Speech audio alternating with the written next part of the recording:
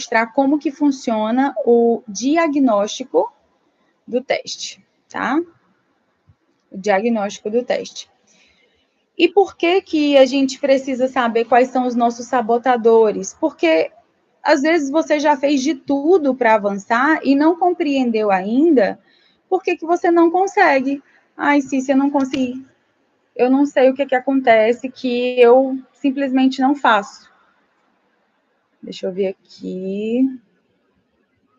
Sabotador resultados. Vamos ver se esse é o meu ou se esse é de algum aluno, hein? Se for de algum aluno, eu vou ter que tirar o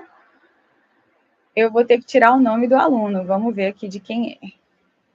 Relatório de sabotadores.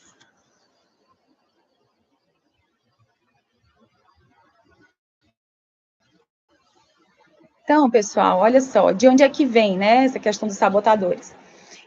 Eles são como um fenômeno universal, né? A questão não é se você tem, a questão é quais os sabotadores você tem e o quão fortes eles são, porque todo mundo tem sabotador.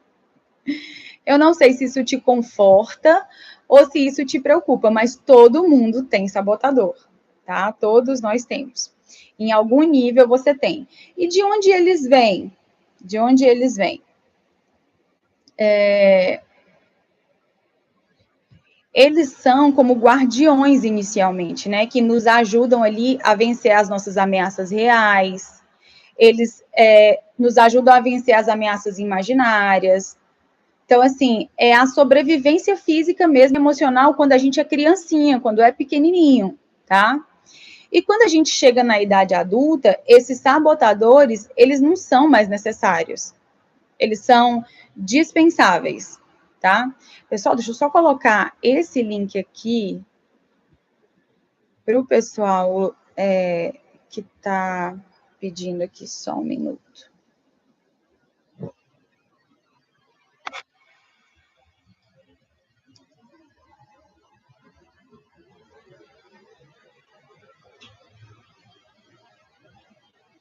Rapidinho, já volto aqui com vocês. Estou só colocando o link aqui.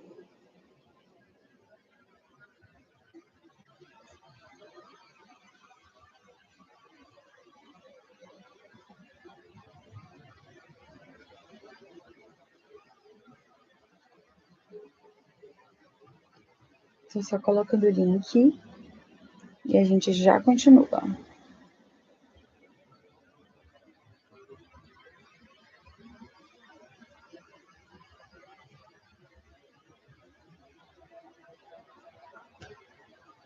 Ok, já foi, tá?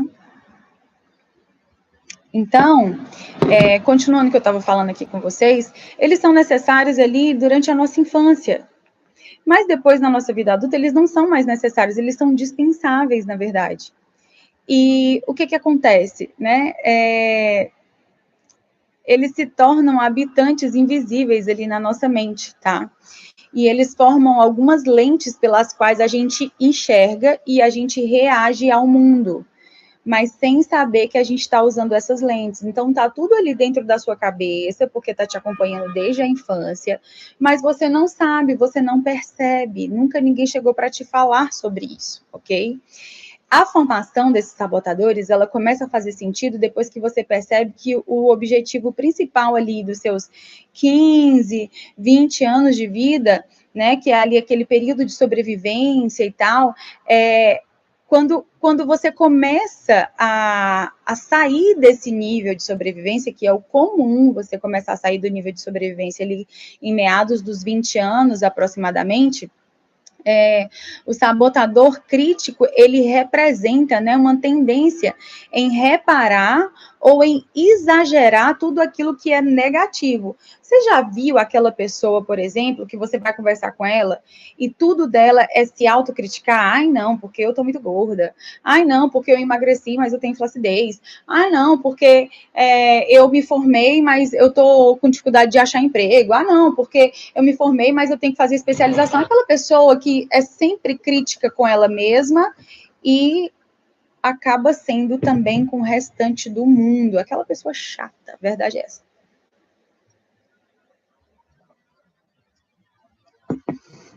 aquela pessoa que é chata, né? Então, assim, ela tem a tendência de exagerar, ela tem, assim, o crítico, ele é para te fazer evoluir, né? Então, assim, ele quer que você se desenvolva mais, mas quando ele está em excesso, ele te atrapalha e ele te paralisa. Então, o que a gente faz? Quando a gente começa a perceber qual é o nosso sabotador, não, peraí, o sabotador que está atuando agora é o sabotador hiperrealizador. Então, deixa eu dar essa acalmada, deixa eu organizar as minhas ideias e eu não vou entrar no hiperrealizador, porque quando eu entro no hiperrealizador, eu estou querendo ser validado pelaquilo que eu estou fazendo. Por que eu trago muito hiperrealizador? Porque no mundo de hoje as pessoas são incentivadas a fazerem o tempo todo, tá? Então, assim, a criança humana, ela tem ali um componente que vai além da sobrevivência física, né? Então, ela precisa sobreviver também emocionalmente. E o cérebro, ele está preparado para prestar atenção ao meio ambiente nos nossos primeiros anos, se ajustar a ele, tanto que é a fase de desenvolvimento ali da criança, né? Para que a gente possa suportar o peso emocional e para que a gente consiga chegar à nossa idade adulta, reprodutiva. E assim, mesmo se você assim não teve uma infância difícil, ainda assim você vai apresentar muitos desafios, né? Porque os sabotadores, inicialmente, eles foram desenvolvidos e você pode ter tido pais amorosos, você pode ter tido uma mãe presente, mas mesmo assim, às vezes, a cabeça da criança, ela registra alguns fatos e acontecimentos de forma diferente, tá? Então, fica bem claro, né, que as crianças, por exemplo, as crianças mais altas ali em época de escola, né, elas sofrem, assim, um certo tipo de bullying. As mais inteligentes também, as mais rápidas também, as mais engraçadas, né, ou aquelas que parecem vir de outro lugar porque tem outros costumes e outras culturas. Então, você já ouviu falar que prego que se destaca leva martelada? Prego que se destaca leva martelada. Por quê? Porque tá diferente do comum. E tem pessoas que convivem com isso desde a infância e não entende como que trabalha isso, como que vence essa etapa, como que sai dessa situação, não compreende isso. Pessoal, quem quiser ir falando aí, se já conhece sabotadores, se já fez algum teste, pode falar aí no chat, tá bom? Então, assim, houve algum momento na sua vida que você fracassou, houve algum momento que você foi rejeitado, houve algum momento que você foi traído, houve algum momento que você se sentiu aprovado, houve algum momento que você prometeu alguma coisa para você mesmo, mas você não cumpriu, né? E provavelmente você não se lembra conscientemente. Então, assim, é uma proteção do cérebro contra essas coisas emocionais que acontecem e que ele não consegue resolver no mundo da consciência. Então, ele acaba levando tudo para o mundo subconsciente, né? Então, assim, às vezes você já teve algum momento que você prometeu alguma coisa para você e provavelmente não lembra, e você está ali se protegendo de algo que você nem mesmo sabe o que é. Então, no total, existem 10 sabotadores. E o crítico, ele é o principal sabotador. Ele é o que afeta todos nós em algum nível. O crítico, ele sempre se junta pelo menos a um ou dois sabotadores, tá? Eles são, eu chamo de cúmplices, e eles executam a sabotagem primeiro. Então, a gente vai examinar aqui, hoje a gente vai falar um pouco sobre os 9 sabotadores cúmplices, e você vai identificar qual é o seu que é mais ativo e depois você vai entender como que está o seu crítico, se o seu crítico, se a sua autocrítica está muito alta, se você precisa equilibrar isso. Normalmente a autocrítica está alta, tá, pessoal? Então, olha só, eu estou trazendo aqui o resultado do meu sabotador, tá? Então, são 9 sabotadores. Eu vou compartilhar a tela aqui com vocês.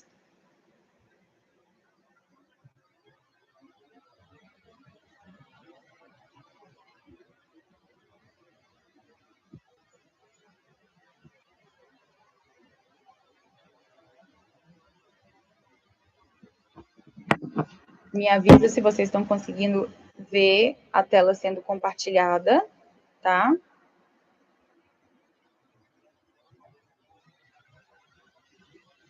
Me avisa se vocês estão conseguindo ver a tela sendo compartilhada. Estão conseguindo? Não estão?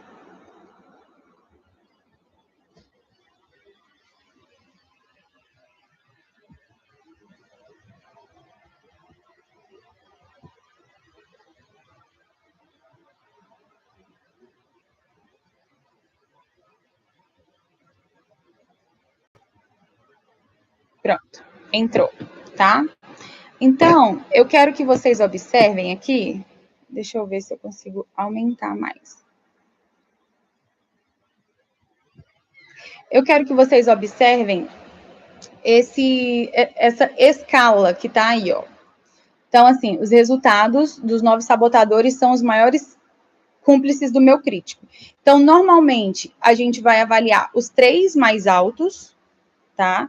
E esses 3 mais altos significa que é o que mais influencia na sua vida. Então, você vai recebendo a nota de cada um deles, tá?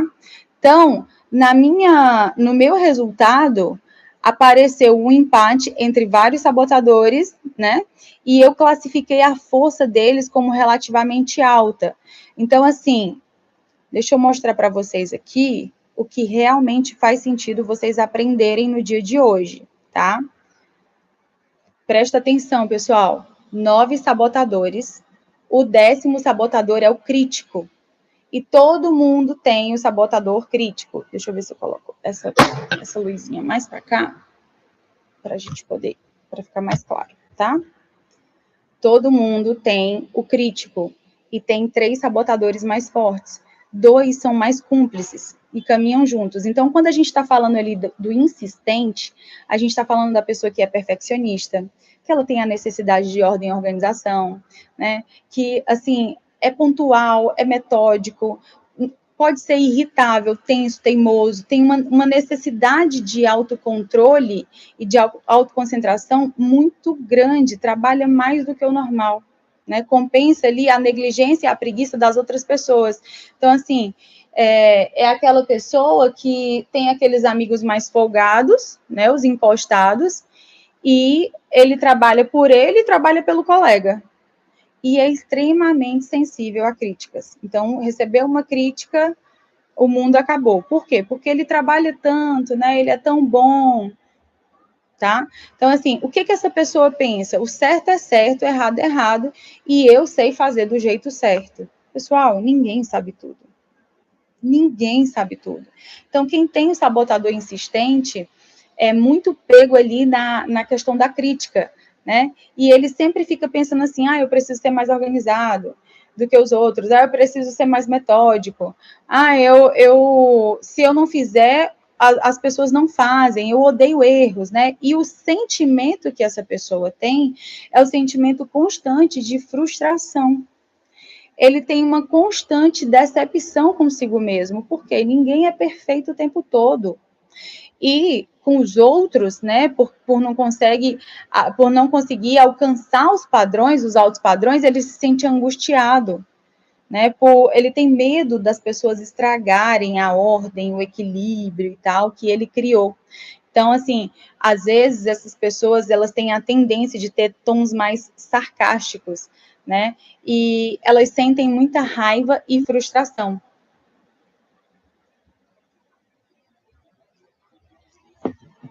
Eles contam algumas mentiras para justificar essa postura deles, né? Então, assim, essa obrigação é minha, tudo depende de mim, consertar as confusões que eu encontrar por aí, o perfeccionismo é bom, me faz sentir bem comigo mesmo, e tem, assim, um jeito certo que é deles, né?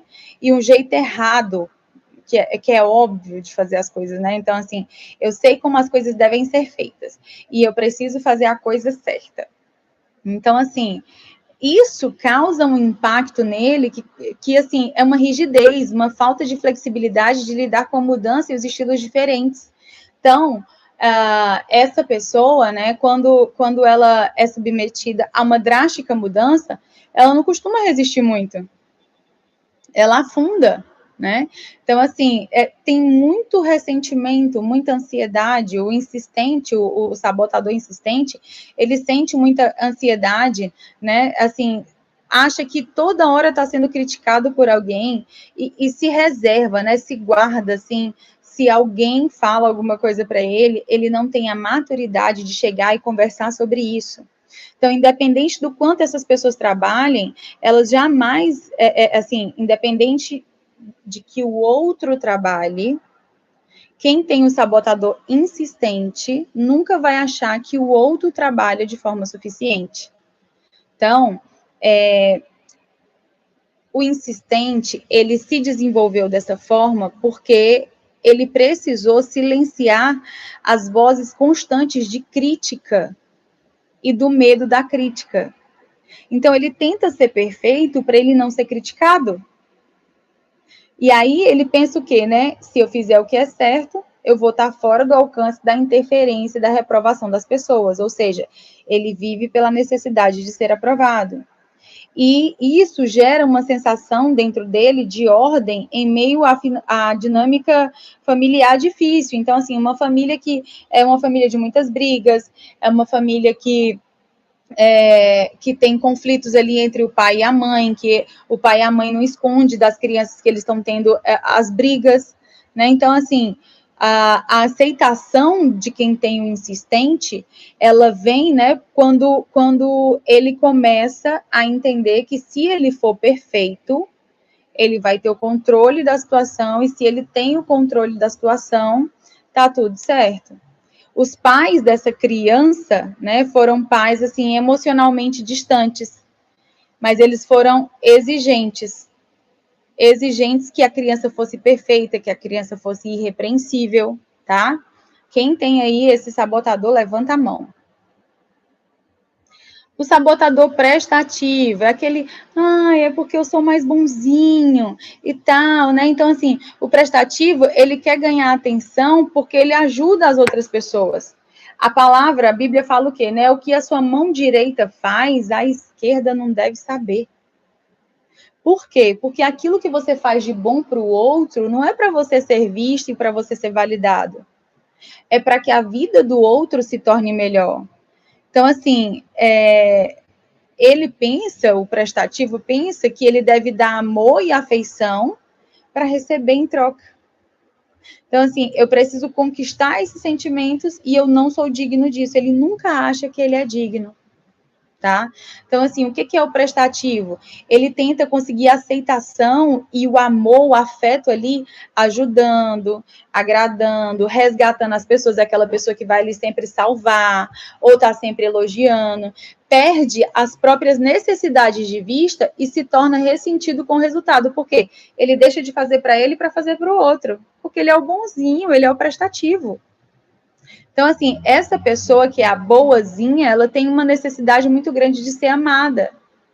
Então, assim, ela tenta conseguir ser amada ajudando, agradando, resgatando. E ela tem que se certificar com muita frequência que as pessoas estão aceitando ela. Então, não consegue expressar as próprias necessidades, porque acha que se expressar as próprias necessidades, as pessoas vão correr. Então, faz isso de uma forma muito indireta e deixa as pessoas constrangidas com o alto nível de afeto, com o alto nível de entrega, fazendo com que as pessoas ao redor se sintam obrigadas a retribuir na mesma altura. Né? Aí fica sabotador de um com sabotador do outro. É incrível isso. Então, assim, o que essas pessoas sentem? O que o bonzinho sente? Ele sente, né, que expressar as próprias necessidades diretamente é egoísmo. Não, eu vou falar do que eu preciso? Não, se eu falar, eu vou estar ferindo o outro. Ah, gente, por favor, né? Por favor. Mas todos os dias eu recebo gente no mentoring, né, na sessão de mentoria, que não tem a capacidade de expressar as próprias necessidades. Podem ser necessidades emocionais, necessidades físicas, financeiras. Então, assim, aquilo dali traz um desgaste para a pessoa muito grande. Então, ela não aprende muito a cuidar de si mesma. E como as outras pessoas se sentem obrigadas a cuidar, né, se sentem culpadas ou se sentem manipuladas, ela não se responsabiliza pela própria vida. Esse é o prestativo, esse é o bonzinho. Ah, não, porque eu faço, eu posso, e esquece de si mesmo, tá? Então, assim, é uma tentativa indireta de satisfazer as necessidades emocionais dele próprio, e ele é alimentado por duas suposições originais que são aprendidas na infância. A primeira é: devo colocar a necessidade dos outros à frente das minhas, tipo Madre Teresa de Calcutá, né? E eu devo dar amor e afeição para poder receber em troca. Então eu preciso conquistar esses sentimentos, eu não sou digno disso. E isso é uma mentira. Por quê? Porque a palavra de Deus diz que nós já somos amados antes mesmo de nós estarmos no ventre da nossa mãe. Antes da gente estar no ventre da mãe, o Senhor já sonhou comigo, já sonhou com você. Então, isso é uma mentira muito grande, tá? E aí, qual que é o próximo? É o hiperrealizador. Ah, esse daqui é demais. O hiperrealizador, ele depende. Olha quem se identifica, hein? Eu já me identifiquei muito com isso, inclusive esses dias eu postei um vídeo falando sobre isso. Ele é dependente do desempenho, das realizações constantes para ter respeito, para autovalidação. Ele é altamente concentrado em sucesso externo, ou seja, ele quer demonstrar que ele tem sucesso, e isso leva a pessoa a ter uma tendência a ser workaholic, né? Então, assim, ela trabalha sem parar de forma insustentável e perde o contato com as necessidades emocionais e do relacionamento mais profunda com as pessoas. Então, quando eu percebi que eu tinha esse sabotador, eu vim fazendo o caminho inverso. E aí é muito interessante falar sobre isso, porque eu fui essa pessoa da alta performance e eu vim desconstruindo isso para que eu pudesse equilibrar esse sabotador.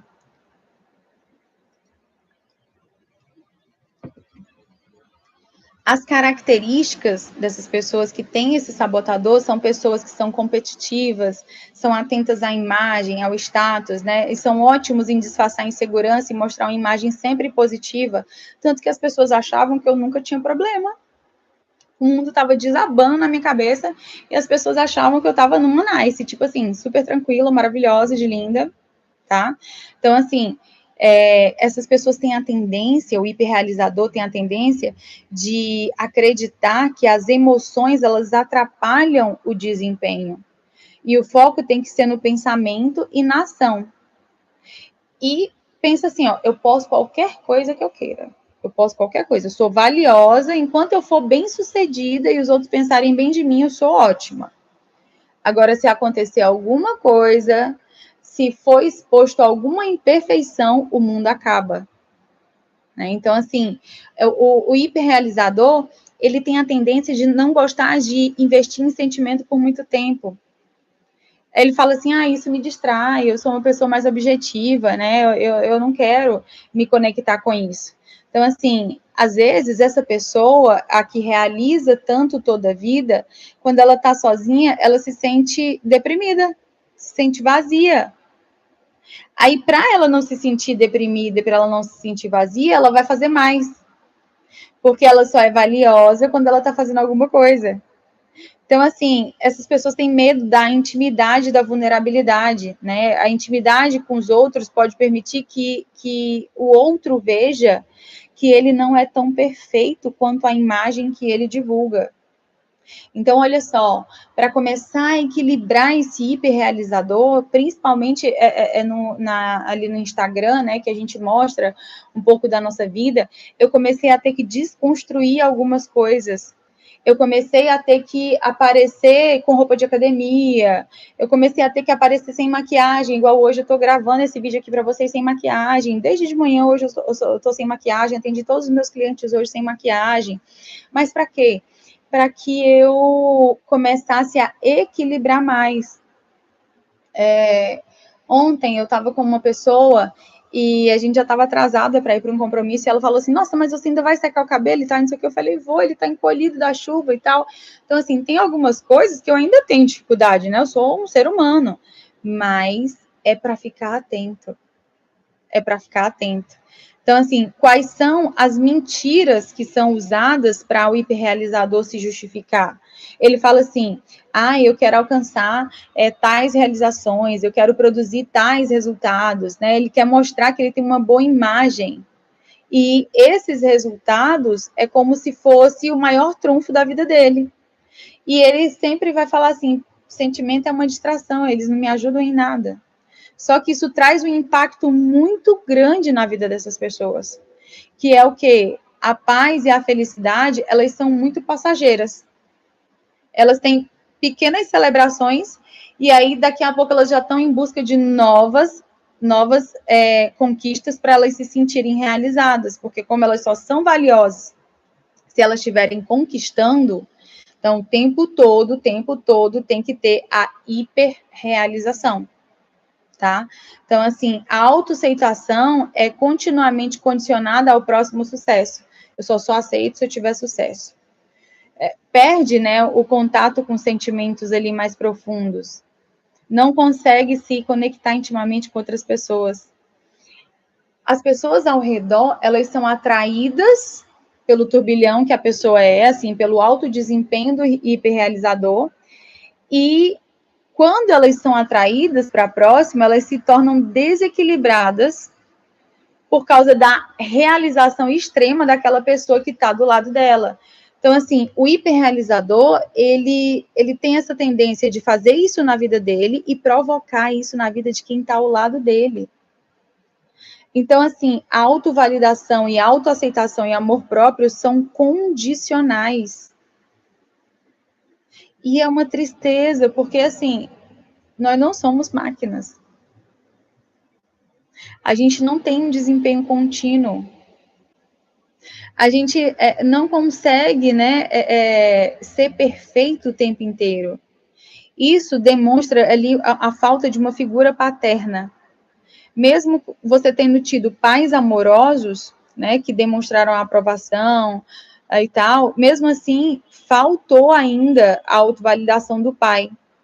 Então, assim, é como se as crianças, elas fossem amadas em troca de conquistas, de obediência às regras e de ter as boas maneiras, em vez de ser incondicionalmente amadas.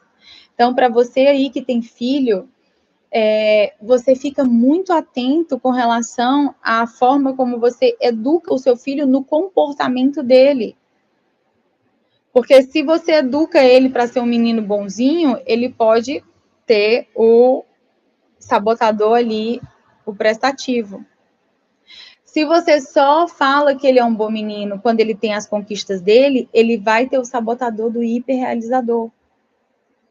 Então, muita atenção para isso. Agora vem o vítima, né, gente? Ai, que cansativo o vítima. É emocional, é temperamental, para ter a atenção das pessoas, para ter o afeto, né? Tem um foco muito grande ali nos sentimentos internos, principalmente aqueles sentimentos que doem. Então, assim, geralmente eles são os mártires. Ai, meu Deus, eu me mato por essa situação. Eu confesso que eu não tenho muita paciência com isso. E por não ter muita paciência, às vezes chega muita vítima para mim, sabe para quê? Para eu poder me treinar a estar com essas pessoas. Então, eles têm a tendência, né, de ser mal incompreendido. Mas você não me compreendeu direito. Então, costuma se recolher muito. Fica ali recluso, tá? Sufoca a raiva. E essa raiva sufocada, depois, ela se transforma numa depressão. Por quê? Tudo aquilo que você não coloca para fora se acumula dentro de você. E a água suja ali, que é a raiva, né? A raiva, ela se torna uma lama. E essa lama, ela vai ali te sujando e você vai ficando cada vez mais triste, cada vez mais sozinho, cada vez mais solitário. Então, assim, tem aquela certa melancolia, né? E costuma ter uma questão da inveja, de comparações negativas até. Então, quando ele age desse jeito, ele age para quê, né? Ele age pensando assim, eu vou receber mais amor, mais atenção. A tristeza é uma coisa nobre, sofisticada. Por quê? O mundo tende a olhar mais para essas pessoas que são coitadinhas. É só olhar a política assistencialista do Brasil. Então, assim, a vitalidade dessa pessoa é toda desperdiçada em processos internos. Quando ela está ali ressentida. Então, às vezes, em vez dela aproximar as pessoas, ela afasta, porque quem quer estar perto de alguém que o tempo todo está dolorido? As outras pessoas, elas ficam até meio que frustradas e culpadas por não poder colocar, né, ali mais dar um alívio para aquela pessoa, colocar ali um band-aid, né, no ferimento da ferida. Então, a vítima, ela às vezes associa uma experiência da infância de não se sentir vista ou aceita, e isso leva ela a acreditar que ela tem alguma coisa de errada com ela. A vítima, ela é tipo uma estratégia para extrair um pouco mais de atenção das pessoas. Que, de outra forma, eles não prestariam atenção em mim. Então, eu tenho que ter essa postura para que as pessoas me vejam. É como se o estado de espírito sempre imitasse um falso sentimento de estar vivo. Agora a gente vai falar um pouco do hiperracional, tá? O hiperracional, ele é aquela pessoa que é bem intensa, é exclusiva, tem o processo ali muito bem delineado, muito bem desenhado. Até nos relacionamentos, ele tem ali os processos no relacionamento, é um pouco cansativo, né? E às vezes essas pessoas, elas podem ser vistas como distantes emocionalmente, como frias, né? E também intelectualmente arrogantes, porque geralmente são pessoas que costumam estudar mais. Então, essas pessoas que costumam estudar mais, elas costumam parecer intelectualmente mais arrogantes. Quantas vezes eu fui acusada disso? Quantas vezes? E aí, eu não entendia. É o seguinte, com a criança de 5 anos, você precisa falar na linguagem da criança de 5 anos. Com o adolescente, você precisa falar na linguagem do adolescente.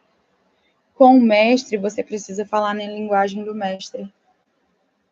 Quando você entende qual é o sabotador que você tem, e você começa a trabalhar mais isso, você entende exatamente quais são os botões que você tem que apertar para que você consiga lidar melhor com essa forma sua, essa autodefesa, né? O sabotador nada mais é do que uma defesa que você desenvolveu para poder atravessar as situações difíceis da sua vida. Então, assim, normalmente, o hiperracional, ele se limita ali à profundidade. Ele não tem muita flexibilidade nem nos relacionamentos, nem no trabalho, nem na vida. Então, tudo é analisar. Ele nunca vivencia de fato os sentimentos. Ele imita as pessoas, né? Ele intimida as pessoas com a mente dele. E ele usa isso como uma estratégia de sobrevivência. Então, quando está tudo desorganizado, ele se torna hiperracional para quê?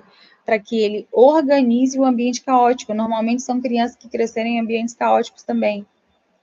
Então, ele entende que ele ganha atenção e elogio quando ele mostra ser uma pessoa mais inteligente ali dentro daquele ambiente. Ele tem que ser o mais inteligente. É a pessoa que tem as estratégias, né? E eu rio falando um pouco disso, porque com o passar do tempo, você vai percebendo que você tem um pouco de cada uma dessas coisas. E como que a vida pode ser mais leve, né? Agora a gente vai falar do hipervigilante. Então, o hipervigilante, ele tem uma ansiedade contínua, é como se por dentro, ele tivesse ali sempre encolhido, sabe? Assim, como se ele tivesse sempre com medo de alguma coisa acontecer, os perigos da vida. Ele tem muito foco no negativismo. Então, assim, ele tá sempre vigiando, ele nunca descansa, ele nunca tá good vibes. Ele tá sempre em alerta, vigiando. Tu viu o que aconteceu? Ah, você viu o que fulano fez? Nossa, você viu o que aconteceu com fulano? Nossa, você ficou sabendo que isso, que aquilo outro? Não, não fiquei sabendo. Não fiquei. E também não quero saber. Não dou conta nem na minha vida. Tá? Então, assim, o pensamento do hipervigilante é tipo assim, quando será que a próxima coisa ruim vai acontecer? Mas essa pessoa, ela não é assim por mal.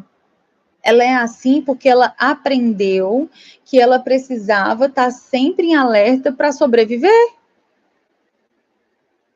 Então, assim, são pessoas que têm uma tendência a não acreditarem muito nas coisas, a terem pouca fé.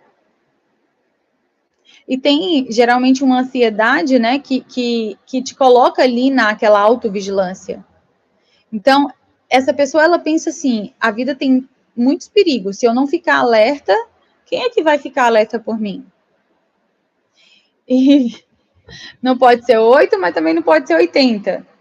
Tem um pastor, um grande amigo meu, que é o Emerson, né, o pastor Emerson, ele olhava para mim e falava assim, ele me chamava de Cícias, né, assim, como se eu fosse mais de uma pessoa, e ele falava assim, você dá muito trabalho para os seus anjos, porque você é muito confiante de que as coisas vão dar certo. Não é que eu sou confiante de que as coisas vão dar certo, é porque eu sei que aquele que me prometeu é fiel para cumprir. Então, eu faço a minha parte, o que me cabe, a minha responsabilidade, o Senhor faz a parte dele. Então, assim, o hipervigilante, ele tem ali uma experiência no começo da vida em que a fonte da segurança dele, né, a figura paterna ou materna, era muito instável, muito imprevisível, não era confiável. E ele tende a fugir, né, de eventos muito dolorosos ou inesperados que fizeram com que ele parecesse uma ameaça, como se ele se sentisse ameaçado, tá? E aí nós temos o inquieto, gente. O inquieto é aquela pessoa, né, que busca excitação na próxima atividade, que vive se ocupando constantemente, raramente fica em paz, é o ansioso mesmo, tá? Ele se distrai muito facilmente, tem um pouco do TDAH aqui nesse inquieto, tá? Então, assim, quando você percebe o sabotador inquieto, você fala assim, nossa, eu tenho TDAH. Esse sabotador, ele impede de você avançar, porque você não consegue focar em nada, você se distrai muito facilmente. Esse sabotador, ele faz com que você seja impaciente com tudo aquilo que está acontecendo no hoje. Ele quer saber sempre o que vem depois, o que vem após. Só que se você não vive o hoje, se você não vive o momento presente, não adianta também você pensar no momento depois. Porque tudo é construído no hoje.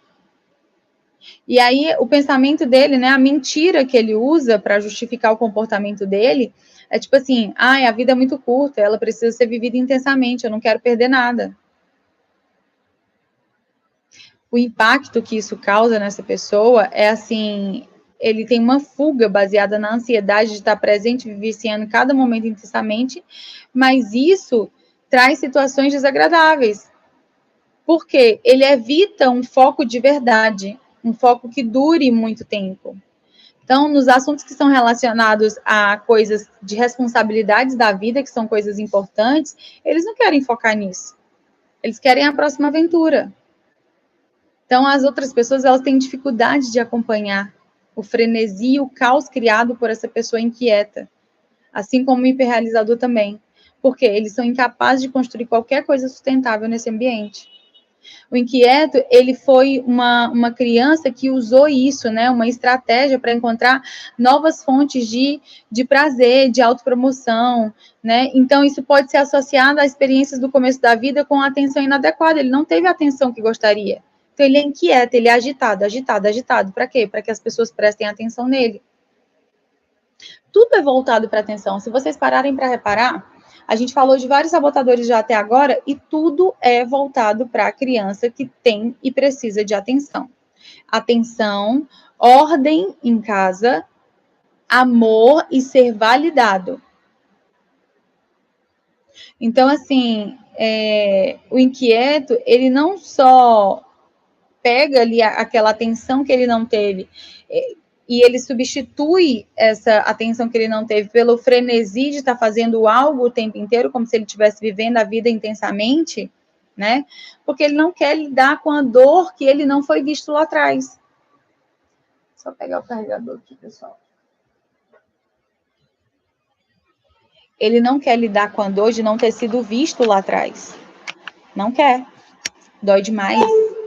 Dói muito. Entendeu? Então, assim, agora a gente vai para o controlador. O que é o controlador? Né? O que está ali implícito no controlador?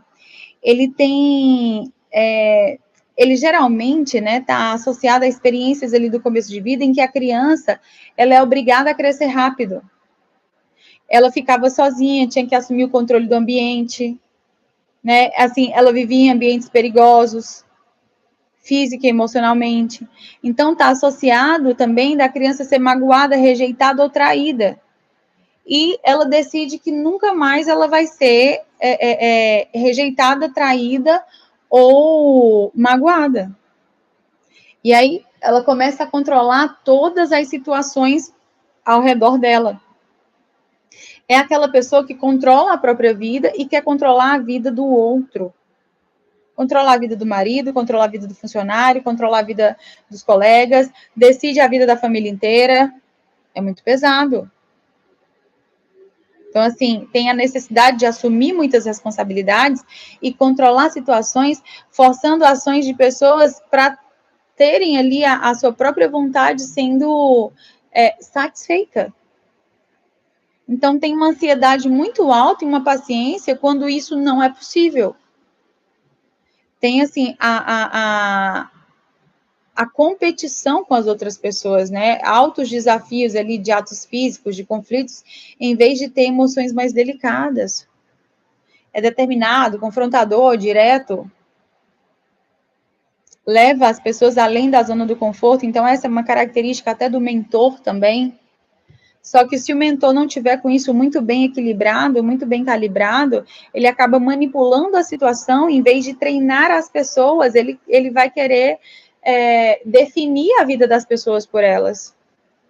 E a função do mentor, do mestre, né, do professor, daquele que direciona, é mostrar o caminho, mas para que a própria pessoa trilhe o caminho com as próprias pernas. Então, assim, normalmente, a pessoa que é a controladora, ela pensa assim, se eu trabalhar com muito afinco, eu posso e vou controlar a situação para que tudo ocorra dentro dos conformes, do jeito que eu quero. As outras pessoas, elas querem e precisam que eu assuma o controle. Eu estou fazendo um favor para eles. Não. De jeito nenhum. Ninguém me diz o que fazer. Tenho dificuldade de aceitar regras, dificuldade de aceitar ordem. Sente ansiedade alta quando as coisas não ocorrem do jeito que ele quer. Fica com raiva, fica intimidado quando as pessoas não seguem a ele. Entenda, você não vai ser seguido o tempo inteiro e tá tudo bem. Quando as pessoas não seguem, ele se sente magoado, rejeitado, meu Deus, e não consegue nem admitir isso, porque não se conecta com os próprios sentimentos. Cícia, por que isso me impede de avançar? Porque quando você tem essa tendência controladora, a sua vida se torna muito pesada, porque além de você controlar a sua vida, você tem que controlar a vida do outro.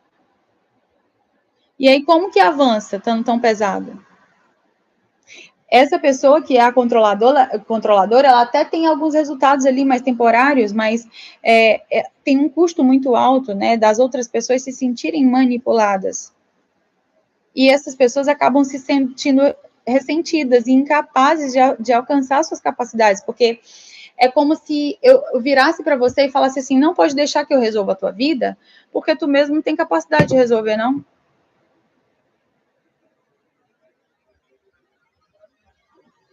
É complicado, porque a criança desenvolveu isso porque ela viveu num ambiente caótico, só que hoje ela já não vive mais.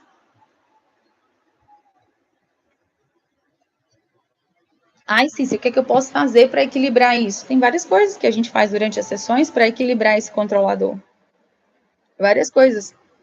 E uma das coisas, eu vou falar uma única coisa, né? Uma das coisas é mostrar o quão pesado está a vida do controlador e o quão melhor seria se ele controlasse apenas a própria vida e fosse mais flexível consigo mesmo.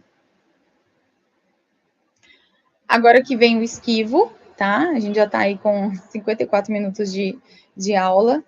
Vou dar uma acelerada aqui para a gente poder não passar de 1 hora, tá? Mas o esquivo é aquela pessoa que é agradável de forma extrema. Tudo para ele tá bom. Tudo tá bom. Não quer conflito, não quer desagradar, né? Diz sim para as coisas que não quer, só para não ter conflito. Diminui muito a importância de alguns problemas que são reais. Tem dificuldade de dizer não. Quem é que aí tem dificuldade de dizer não?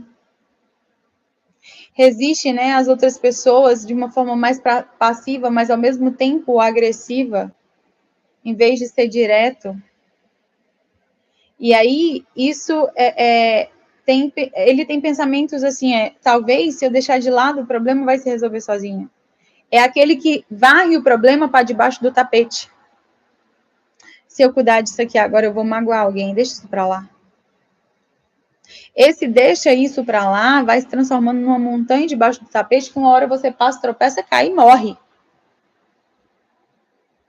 Então, assim, a pessoa que é esquiva, né, ela sente, ela tem a tendência de permanecer equilibrada, mas ela tem a ansiedade pelo que ela evitou, pelo que ela procrastinou, porque ela sabe que ela jogou alguma coisa para debaixo do tapete. Ela sabe disso. Né? Então, assim, qual é a mentira que ela usa para manter esse comportamento? Ai, eu sou uma pessoa boa, então eu poupo o sentimento do outro. Ah, eu sou uma pessoa boa e nada pode resultar nada de bom pode sair de um conflito. Eu tenho que ser flexível, alguém precisa ser o pacificador. Não, querido. Existem situações que pedem confronto. E as situações que pedem confronto não é afronta. As situações que pedem confronto são as situações que te trazem crescimento. Crescimento. Então, assim, o esquivo, ele pode surgir tanto de uma infância que foi feliz, quanto de uma infância difícil. Na infância feliz, a criança, ela não aprendeu a ter a flexibilidade de lidar com as emoções difíceis. Então, assim, quando ela ficava irritada, a mãe dava alguma coisa para ela se calar. E quando foi na infância difícil, né, quando ela desenvolveu o esquivo na infância difícil, ela convivia num ambiente de alta tensão. Então, assim, ele se sente responsável por pacificar, por acabar com as brigas. E ele aprende a não expor as próprias necessidades para não acrescentar mais peso às situações, às tensões familiares que já existem. Então, assim, o esquivo, ele esquece dele mesmo. Ele não banca os próprios sentimentos porque ele não quer ser pesado para ninguém. Tá? Quem se identifica aí? E aí vem o crítico, né, pessoal? O crítico, ele acha defeito em si mesmo, nos outros, nas circunstâncias, provoca a maior parte das nossas decepções. Vem sentimento de raiva, de arrependimento, culpa, vergonha, ansiedade. Ativa todos os sabotadores cúmplices, né? Então, assim, quais são as características? Ele se atormenta pelos erros passados e pelas falhas atuais. É interessante porque eu trago uma ferramenta no mentoring para que a gente elimine essa crítica aí que é tão alta às vezes, né? Eu trago essa ferramenta exatamente quando eu observo que a pessoa ela se chicoteia o tempo inteiro. O tempo todo a pessoa está se chicoteando.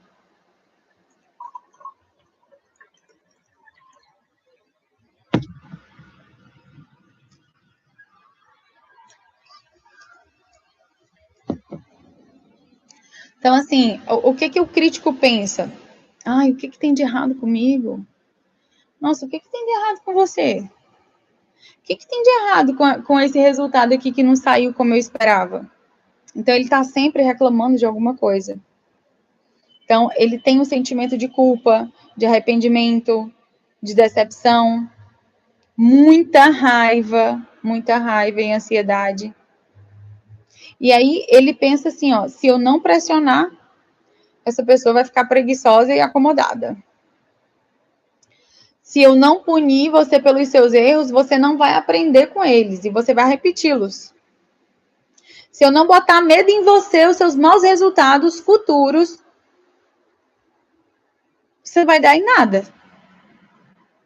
Se eu não criticar, você não vai perder, você vai perder sua objetividade, você não vai proteger o seu interesse. Se eu não fizer você se sentir mal em relação a algum resultado negativo, você não vai fazer nada para mudar. Ele é o sabotador mestre, né? Ele é a causa original de boa parte da nossa ansiedade, da nossa aflição e do nosso sofrimento. E é também a causa de muitos conflitos de relacionamento. Tem uma tendência gigante em querer reparar, exagerar e reagir ao negativo, né? Como uma forma de sobrevivência. Então, ele diminui as chances de nós sermos surpreendidos e afetados, né, por perigos que não são previstos de forma física e emocional. Então, ele é um sabotador universal. E todos nós temos o crítico, tá? Independente das circunstâncias, todos nós temos o crítico. Então, assim, aí aqui, depois que você faz o teste, vem os resultados, tá? E aí no meu tá aqui, ó, o crítico é o principal sabotador e tarará e não sei o quê. E aí ele vem explicando um pouco mais sobre o crítico. Fala sobre a crítica a si mesma, né? Então fala assim, você tem uma autocrítica muito alta, tem uma vantagem nisso. A maior parte das pessoas que é muito autocrítica não percebe, eu não percebo que eu sou autocrítica. Né? Mas assim, isso me ajuda a enfraquecer o meu crítico. Porque quando a autocrítica é muito alta, quando o inimigo é muito visível, você ataca ele mais facilmente, você trabalha ele mais facilmente. Né? Então, assim, mas ao mesmo tempo, eu precisei aprender a ser menos dura comigo mesmo.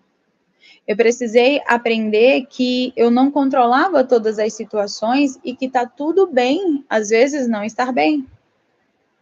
Então, tudo que eu trago ali no método essencial vem muito, falo isso com vocês, vem muito das minhas experiências que eu precisei desenvolver, que eu precisei trabalhar para que eu me conhecesse mais e fosse levado em direção daquilo que eu planejava.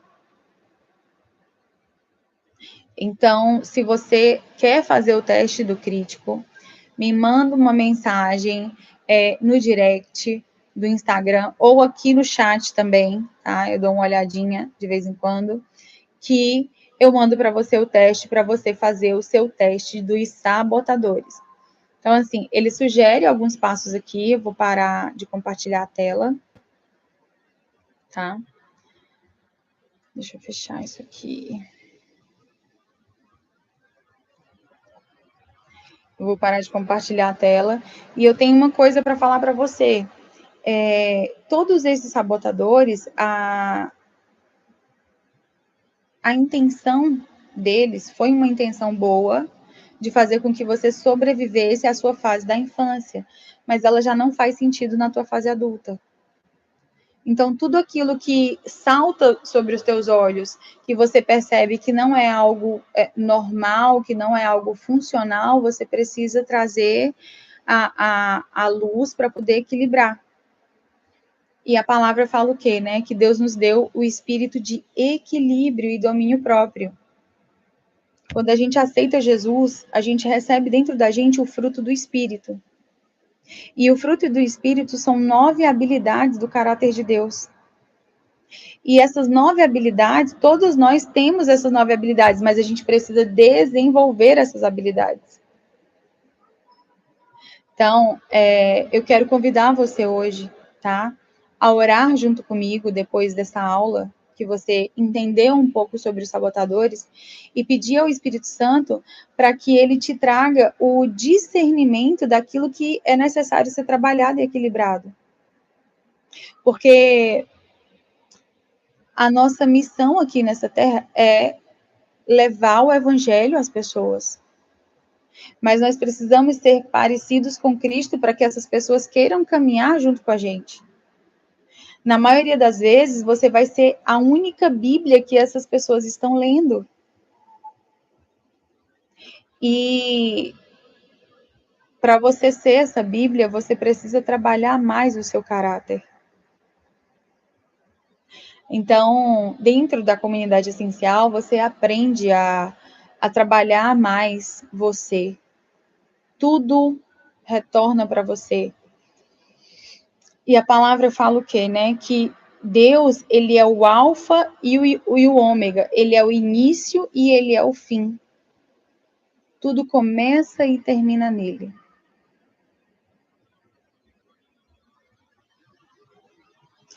Tudo o que você precisa está nele. Tudo que te falta, todas as coisas que te faltam, todas as respostas que te faltam, está nele. Ao passo de você fazer uma oração, que é o que nós vamos fazer agora, tá? Vamos orar, vamos agradecer por esse momento. Senhor, nós te damos graça, Pai, por esse dia. Obrigada, Senhor, porque Tu és um Deus tão bom.